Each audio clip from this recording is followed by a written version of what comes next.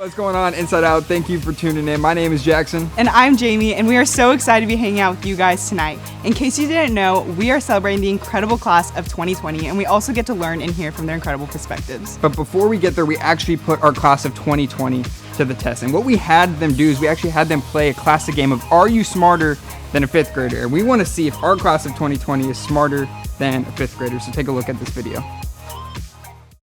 We are so happy to see you guys in person. But as you guys know, you guys are heading into a new stage of life in a couple months, which is sad. But we are going to have some fun today with a game called Are You Smarter Than a Fifth Grader? If nobody raises their hand, I'm going to pick on somebody. Okay, Sarah? Okay, you guys ready? First question. Who invented the light bulb? Thomas Edison. Thomas Edison? Thomas Edison. Next one. What are the first 10 amendments called? The Bill of Rights. Bill of Rights. Bill of Rights. Animals without backbones are called what? Amphibian. Invertebrate. Invertebrates. Dorsal animals. I don't have a guess. All right, we're going a little bit easier, but it is a math question, okay? A squared plus B squared equals C squared is known as what? Pythagorean theorem. Pythagorean theorem. There you go. Pythagorean theorem. Yes, it's the Pythagorean theorem. Next one, okay? A gallon of water weighs how much? 12 ounces. 1 gallon. Half a pound? 8 pounds. 8 pounds. Roman is correct. Clap it up for Roman. Okay, next question. Really, really important to me. Who is the greatest quarterback of all time? Tom Brady? Joe Montana. Wrong. That's wrong. That is wrong. What? That is wrong. I'm not wrong. Who is the greatest quarterback of all time? Probably LeBron. Dak Prescott. No. Colt McCoy. No. I agree with that one. I like Colt McCoy. on, I like guys. that answer. Troy Aikman. This is something Vince all Young. elementary school kids know. Johnny Football. No. Wait, is he part of the team that like Tom Brady, but that's not. No. He's not part of the team that deflated the footballs. Don't think of Tom Brady that way. He's a winner. He's a champion. I don't know how to say this question, but here we go. What are the 5 integrative question words? What, when, where, why? Can you repeat the question? Repeat the question. I'll try. What are the 5 who, what, where, when, why? What number is the Roman numeral XVI? 16. 16. 16. 16. 16. Congratulations, dude. There we go. Super Bowl. Oh, something the Cowboys will never reach. It's important. Someone, give me the recipe of pound cake. Go. Sugar, water, Milk. flour. Eggs. Eggs. Girls, help us out. Come on, y'all cook. Depending on the flavor, like flavoring of some sorts. Like a cinnamon or vanilla or something like that. You could do chocolate too. Chocolate sauce. I don't know. Depending on what flavor you want, probably lemon juice and the zest of it. Does pound cake have a flavor? I don't think pound cake has flavor. What is the name of the last queen of France? Joquisha. You guys ready for this? It's Marie Antoinette. Marie Antoinette. Marie Antoinette. There you go. That was good. Is it Marie Antoinette? Marie Antoinette. The modern day city of Istanbul. Istanbul? Are you saying it right? Istanbul. Istanbul. Let's go Istanbul. Constantinople. Constantinople. Yeah, that one. Constantinople. Okay. It is Constantinople. Constantinople. Constantinople. Okay. Like Barnes and Noble. Constantinople. Constantinople.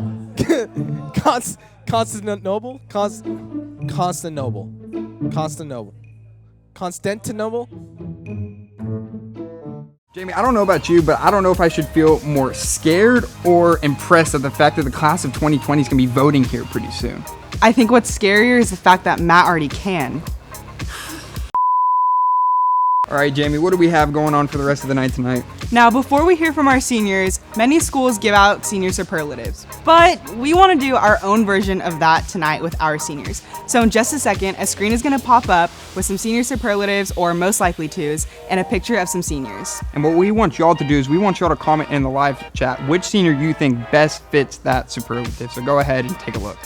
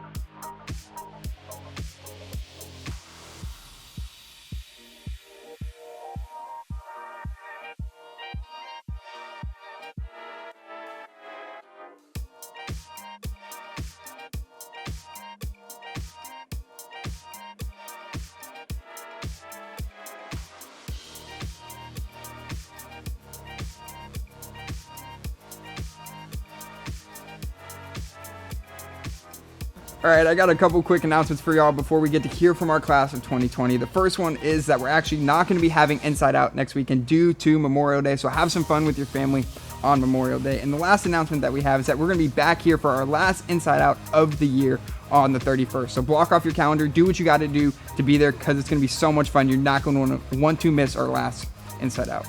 Now it is time to finally hear from our incredible class of 2020. Hey everybody, thanks again so much for hanging with us tonight. It is a really special night because we're going to get to hear from the class of 2020. And I personally think any year of seniors, we should pay attention to what they have to say because there's just something that happens those last couple of months where you have a really unique perspective on what truly matters most and what's really most important. But I would say this year's group in particular has been through so much these last couple of years that their insight is just incredible. Everything they say is absolutely gold. Proverbs 4 says to get wisdom, and whatever it costs you, whatever it takes, get understanding. What is really cool about tonight's conversation is it is free to all of us. So here's about 4 hours worth of conversations whittled down into a couple of minutes. I hope you guys enjoy. First question is just what has the last couple of months been like for you guys? I know it's difficult on everybody, all students, but as seniors, it's even more unique for you guys. So maybe some of the good, like maybe what's some unexpected good that you've experienced, but also what's been some of the toughest. Me being like a social person, it's kind of like changed the way I look at life. It's almost like I got pushed into like the next part of my life. Yep. Without like choosing that. Passing people in the hall, waving to them, not getting to do that, those little things, I've really missed and didn't realize that I would miss them. I think for me, it's been like a roller coaster of emotions. It's definitely like some days I'm super happy and some days I'm super sad about the future and stuff and being so uncertain about what's going to happen.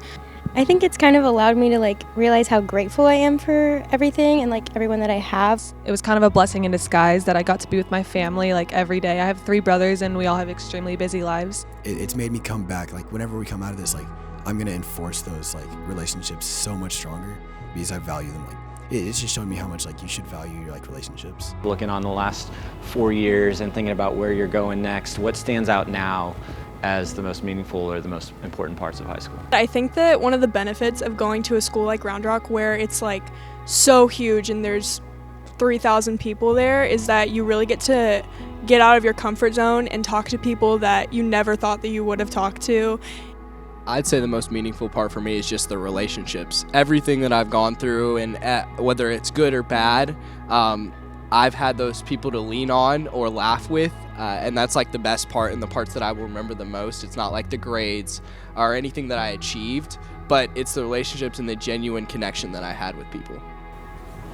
So if you guys could, now looking back, do more of something, spend more time doing something, or spend less time doing something, when you think about the way you spent your time in high school, what would you change? When you think about it in the long run, how much more I could have done, that's where I'm like, I wish I could have reached out to that person or sat next to a different person or done those things differently to try and build relationships more than I did. I just wish I would have been more present. Like my freshman and sophomore year, I would have thought I had like 3 years to go and I wouldn't have thought it was a big deal. And I just wish I would have been like more invested in the time that I had instead of like wishing that it would have gone faster or gone slower. That I would spend less time doing during high school is worrying about what people think about me, because that was a big thing that like kept me holding back from making friends with people because I was worried about what they thought about me, and it kept me kind of quiet a lot of my freshman, sophomore, and junior year. And now coming to North Point and Inside Out, it's kind of like opened me up and shown me that like I'm able to speak for myself and be who I am.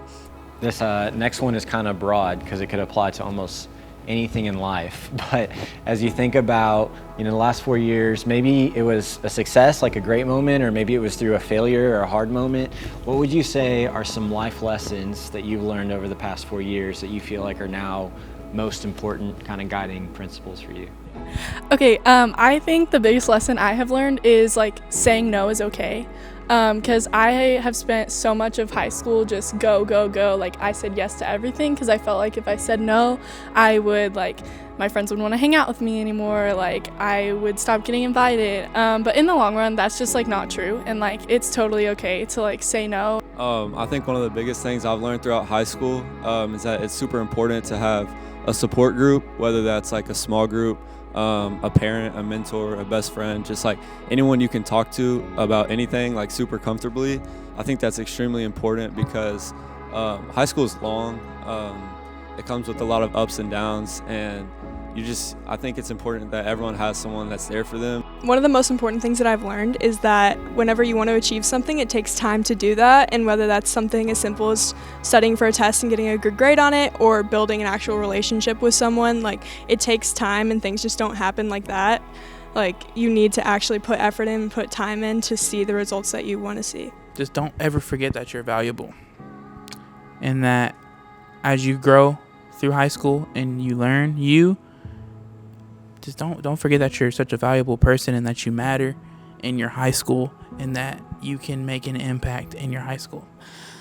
Just grow from the mistakes because they're lessons and they're supposed to be there for a reason. You know, you can't fail without picking yourself back up and striving even more for your goals. So I think high school is a time where you, like before college, where you can really figure out what you're into. And I know like for our high school, there is a club for everything. So if you like want to do something, there will be other people there waiting to do it with you. So I think it's just a really good opportunity to branch out and find out what you actually like. It's so hard to take a risk sometimes because all you can think about is possibly the negatives. But if you take risks reasonably, which is an important word in that, but if you just take a risk, I've learned so much from even just messing up with a risk. But I've also, like, I guess I would take a risk when I showed up to Camp 75 because I really didn't know anybody. And honestly, I had no clue where I would be if I didn't take that initial risk. So one of the things that I know that everybody who has ever been a part of Inside Out has struggled with has been feeling as close as they would want to at one time or another in their relationship with God, you know, and whether you think of a boot camp moment, you're like, gosh, I wish it's like it was at camp, or people just have guilt, they think they should be spending more time with God, or whatever it is. You know, you guys are at a place in your life now where your faith really, it's your own, and when you go on to the next stage, like nobody enforces that for you, you get to choose like how much you want to prioritize it. What would you say as you've matured to people coming after you about how you've learned to connect with God? I would definitely say that don't get discouraged by what other people are doing or what you see on social media of other Christians, I guess, like what their life looks like, because you are in your own walk with God, and what your walk looks like is completely different from other people's, but it doesn't mean that your walk is less than other people's. I always thought of it as like, if I didn't read my Bible or do the things that a good Christian was supposed to do, then God didn't love me as much, or he didn't care for me as much, and he didn't want to be connected with me as much, I guess. I kind of came to the realization over this past year that like no matter how far I feel from God, he doesn't love me any less. How I like perceive God is like when you're in a group like that where you can share personal things like that and be in a small group that tight and close knit, God just comes in through the way, like through the small group, like through the group of people that you're with, like everyone in the church, even you feel that at Camp 75 or boot camp. God and like time with God has become like my safe place. I feel like I have been through a lot of change and a lot of things have been taken from me. A lot of loss and a lot of grief has been surrounded me in my life, and getting to have time with God like anywhere or with anyone, like doing anything, has been like that safe place. It's been the one thing that has stayed consistent for me when every other door seems closed. Like God's door is always open for me. And so like my relationship has grown tremendously just being able to like take time and like let him be the consistency in my life. I thought when I got like baptized, like that was like my maximum, like that's as much as you can grow. But like I realized as I went on in high school that like it grows so much more, and like continuing to like connect with your small group and can also like having that personal and like doing that time with God really helped me grow even more, that I never thought I could ever do. Even though you made that like full commitment to Christ, like you can still grow in a relationship with him. One of the biggest things for sure is to realize that like God isn't unreachable. Like he's such a personal God, like he longs for like that authentic like relationship relationship like you'd have with a friend or a parent. Like it's like the sooner you realize that, the sooner you kind of like just learn what a great relationship you can have with God and just like what He is to you and how He stands for you. Thinking about all that there is to do to spend your time, in high school, lots of great opportunities, and certainly not all of them bad, lots of great opportunities. What would you say to classes coming after you in terms of why it's important to prioritize your time here? That's something all you guys have done. You've prioritized InsideOut, various aspects of North Point, but whether that's serving or small groups or camp or whatever it is, why would you say they should prioritize that? One thing that we've kind of talked about a couple times today already is community and how important that is in high school.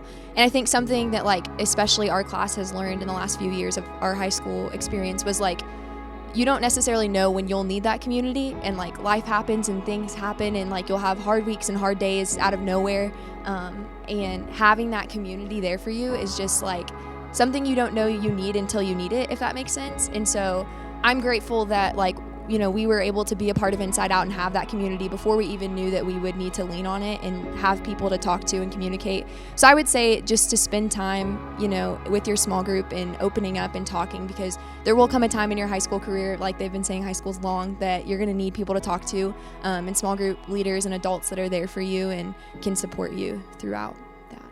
Being a small group leader in transit has completely changed my view on having a relationship with God, and then also loving His people, because I think that that's a huge way to grow closer to God when you're loving His people, because that is so important to Him. And just being a small group leader, my girls go through so much in middle school, and getting to reflect back on my middle school time, there's a lot of connections there. I think with small groups is that you realize that you're not alone in the experience you go with, and you talking about that with your small group makes such a bigger connection that makes you more comfortable with life itself. And with me, I didn't think anyone knew or understood what I was going through, and then I shared with it, and so many people said oh my gosh, that happened to the same thing with me, and it just creates a closer and family bond with those people. So I feel small groups are very important to invest in because of those.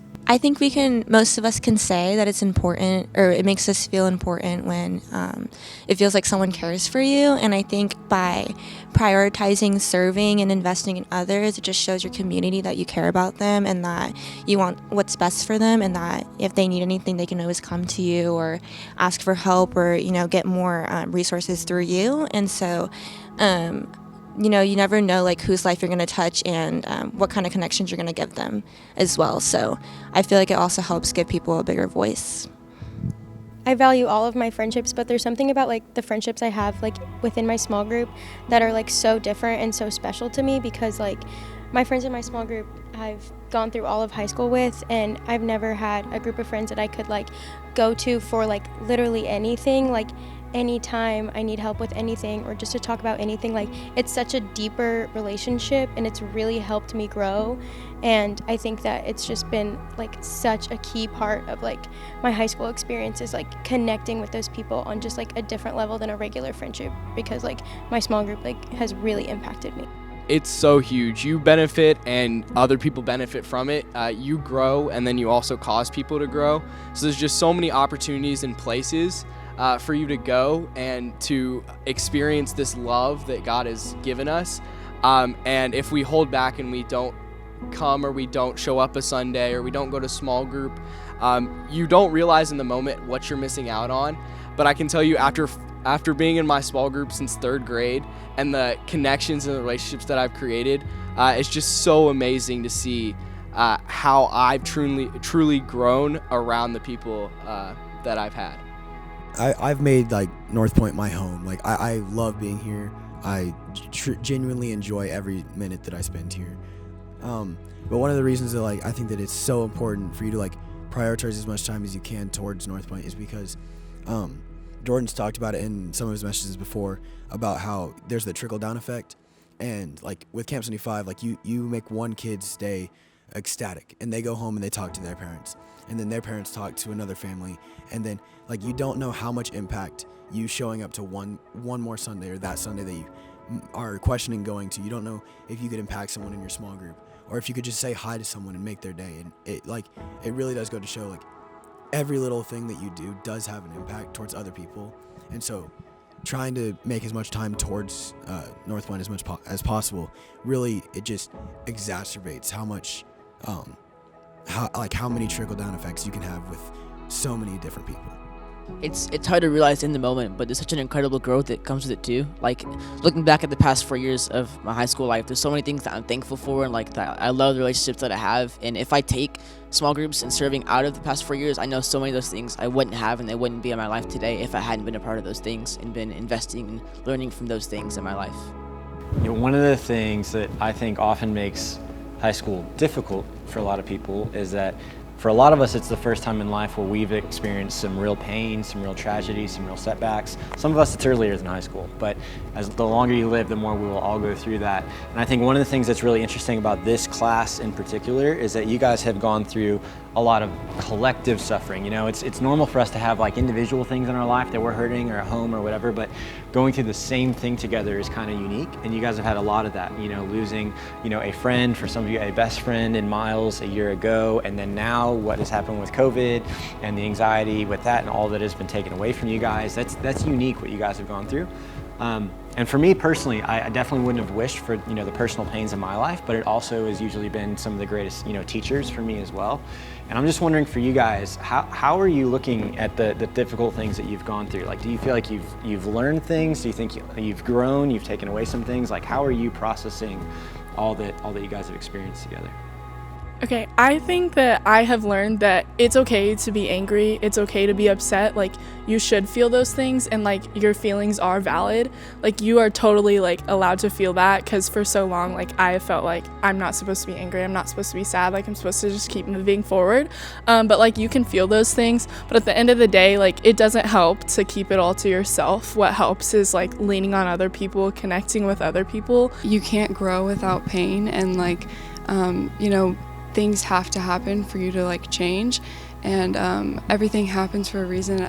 And just like everything that ever happened in my life that's ever hurt me or I felt like pain from, it's like caused me to be a better person from it in the long run. But in the moment it may not feel great, but in the long run, like it's all gonna be okay. I'd say one thing that I really learned through all of these is just patience, that God has a plan and that I don't need to control absolutely everything that's happening around. And so just patience to like sit back and be like, okay, we're going to be okay. We're going to get through this.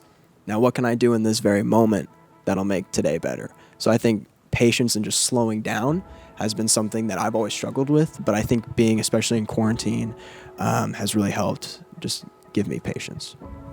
For me, I just felt like it would be weird to do a senior night at Inside Out and not have Miles be a part of it, because to me, he's as big a part of this class as anybody. And so I'm curious as to, you know, now with a little bit of time that's passed, how would you say, you know, your relationship with Miles, your memory of Miles still influences you today, or what did you learn from him? I think that I've just learned throughout this whole experience is just like, it is so important to not take people for granted, and to just always be grateful for the people that are surrounding you at all times, because you never know what's going to happen tomorrow or what's going to happen the next day or the next week. And I think that it's just so important to always just love the people that are around you at all times. I think it's extremely important to value your relationships, no matter if it's your best friend or someone you've only met a couple times. Treating them like they mean the world to you is super special, and I think just being nice to everyone will just make this world a better place. Something I think that like we all admired about Miles was like the way he treated people, but something that I've like continuously had to remind myself over the past like year and a half when I think about him was like that Miles was human just like all of us, and he wasn't perfect, but he was always going the extra mile, whether, you know, he was sacrificing his time or his energy or a little bit of pride to go up to people and say, you know, hello or hold open a door. He was just always doing the little things. And I think sometimes we get caught up in like, oh, I have to make a huge impact and do this big grand thing. Or we're like, hey, I'm not capable of treating people like he was, and he was just different, he was special. And yes, I think Miles was different and special, but it's also like over the past year and a half, I've had to remind myself that I'm just as capable of treating people that way. And I just need to, you know, go the extra mile or do things that sometimes I wouldn't want to do or don't sound fun or would take more energy just to make someone's day and to treat them and love them the way that they deserve to be. Miles in my life He was kind of the person who always reassured me that I was enough and that like I belonged, whether it was like at church, whether it was at school, in a relationship, a friendship. He was that person who always kind of pushed me like, you do belong, like you have this place, you have this purpose. And so like I feel like today in our society, there's so many people who don't feel that, and they don't feel reassured, and they don't feel loved. And so like I've kind of made it almost my personal mission, like each person I meet, like talk real to them and like make sure you know like who they are and like what they stand for, and just make them feel welcome, like they are part, they do have a place, and just kind of live the way Miles did. I think the biggest lesson that I took from him was love, just loving your neighbor, whether you know them or not. It's not really important like if you know everything about them. It's just the way that you show that love and you show that expression of kindness and gratitude, and that you're there for them with open arms. So Miles did a really good job of showing people that they were special, and really just, you know, paying attention to little things about them that he could talk to you about one day, or just he really paid attention to details about your life and just made sure you were okay. And like anytime you left off a conversation with him, that's where it would start up again. And so that really taught me about being intentional and genuine about your relationships and the conversations you have. So I just feel like he really showed you how to care for people and being intentional with them and just like making sure they felt special.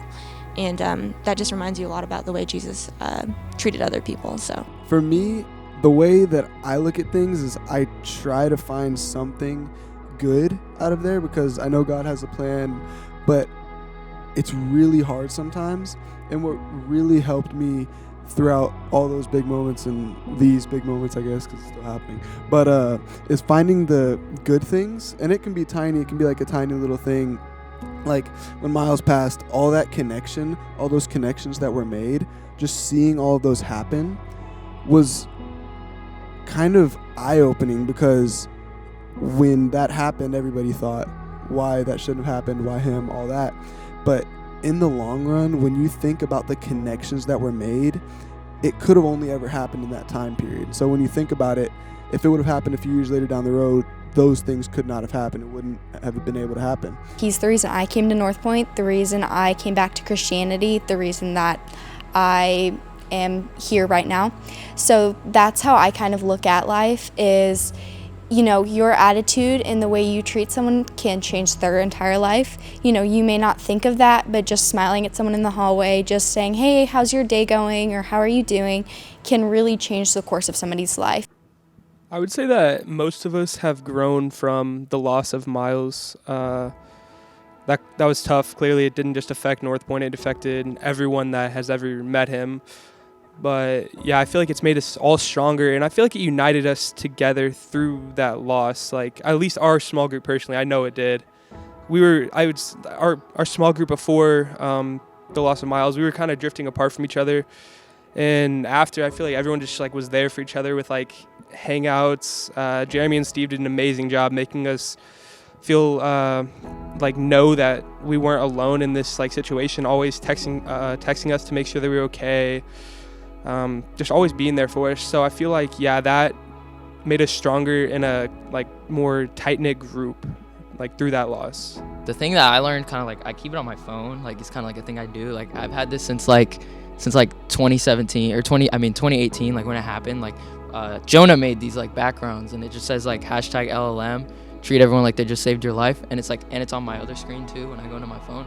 And it's like a thing that like for me personally, like it's just like I look at that and like I try to treat people kind of like how he did. When Miles passed, I had some really hard questions about like heaven and where he was, and I think something I learned is that my small group is really important to me, and I reached out to my best friend in my small group and our small group leader, and we actually started a Bible study on the book Heaven, and I learned so much, and I really grew in my faith, and I like never had been so confident in my life.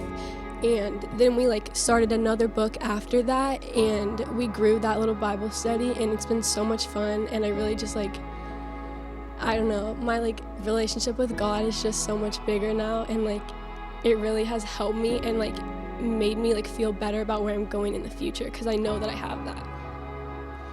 Yeah, I think I'd say for me, as I talked about earlier, it's just the basic human interaction, whether that be from how Miles was just so good at it every single day of his life, and he just would be able to talk to people and have this energy and just be so happy around people, and people loved to be around him. And then from quarantine, just not being able to have that human interaction. So it's just been those two things where I've seen someone be so good with it and not be able to experience it that has made me be so grateful. Anything just as we wrap that would be any closing advice, or you're thinking about a freshman who has all of high school, out still ahead of them, anything that just hasn't already come up for you based on, the way other questions were worded that you guys would say before we wrap? My last little piece of advice would be to incoming seniors. I remember when I was going into senior year earlier, or end of last year, always just worrying about making this year perfect, and I had all of these goals and dreams of what my senior year would look like. And even before all of this situation right now, I had put just so much pressure on myself to make it look like what it was like in the movies or what I'd seen from other people. And my advice to incoming seniors would be don't get super down on yourself if senior year doesn't look exactly like what you thought it would look like, and also don't get down on yourself if senior year doesn't look like what someone else's senior year looks like. So if you're not having a solid friend group or going to everything every single weekend, that's okay. And just because your senior year doesn't look like someone else's doesn't mean that it's not an amazing senior year and you didn't make memories and it wasn't all worth it. So that would be my advice to incoming seniors. Okay, so for me, I would say take every day of your high school career and make the most of it, because time flies, and you don't believe that until you're really understanding it. One of the things that I would tell people is to put your phone away, especially when you are in the room with people. It drives me insane, for one, but two, when your mom's talking to you, respond, give her the eye contact, because one day that's not gonna be there. So just put your phone away and make these genuine connections. Snapchat will be there later, I promise. I remember the seniors my freshman year during senior night saying just over and over again, don't take the time for granted, and cherish every moment. And I can't stress enough how important that is. And I know you probably won't realize it until you're sitting here and you're a senior, but it really does fly by. I feel like I was a freshman yesterday, and just cherish every moment you have with these people, because you won't have them forever, face to face, obviously, but yeah, just really cherish your time here. I feel like no matter what you do in high school, like the phrase you'll always find your way back home, the church has almost really felt like my home.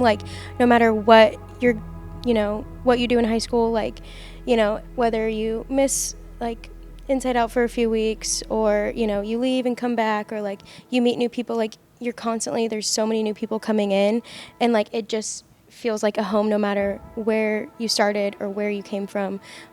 Since freshman year, I've met my closest friends, and just no matter what, we always have each other, and it's just I always feel safe here. So it's just so important to invest in those relationships, because it really does feel like such a special place, home. What an incredible gift it would be to be able to talk to our future self and know what matters most, or what's most important today. That is basically the gift that our seniors just gave to us, and I hope you took at least one, maybe many things away from tonight's conversation. Before we head to small groups, I would love to pray for our entire senior class.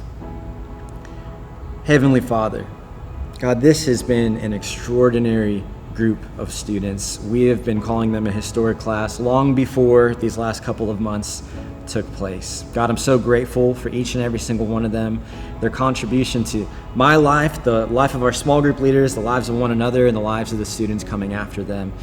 God, in these times and these days, I just ask that you would give them an incredible amount of comfort, of strength, of hope, that the best days are yet to come, that you meet them in these very difficult moments, in both the highs and the lows. And God, I pray for their futures. I have no doubt that you have brought them through a lot of difficult things to do something extraordinary with them, and I think we're going to see some of the best leaders we've ever seen from this class. And so God, whatever you have in store for them next, whether that's local or around the world, God, I ask that you're with them every step of the way, that you give them strength and clarity and direction on what it is that you have for them, and that you would use them in their lives to love all kinds of people, that their leadership would ripple out into the world around us. God, we love you. We need you, and we're so incredibly thankful for this class. It's in Jesus' name that we pray. Amen.